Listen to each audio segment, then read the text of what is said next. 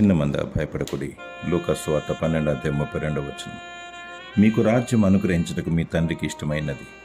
ఆయన రాజ్యం అంతులేనిదై ఉండును. తమ ఆస్తి యందు నమ్మికుంచు వారు దేవుని రాజ్యంలో ప్రవేశించుట ఎంతో దుర్లభము. ఆయన రాజ్యము నిత్యము నిల్చును.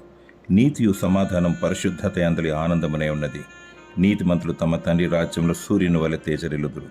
నీతి నిమిత్తము హింసింపబడువారు పరలోక రాజ్యమును పొందుకునేదారు. మహాశ్రమలోంచి వచ్చిన వారు, గొర్రెపిల్ల ముద్రను, దేవుని ముద్రను కలిగిన వారు దేవుని రాజ్యంలో పాలు పంపులు పొందుదురు. చిన్న మందకు ప్రభువైన యేసుక్రీస్తు అభయమిస్తున్నాడు. ఈ చిన్నవారిలో ఒకడైనను నశించుట పరలోకమందున్న మీ తండ్రి చిత్తము కాదు. మరియు ఈ చిన్నవారిలో ఒకరినైనను తృణీకరింపకుండా చూచుకొనుడి.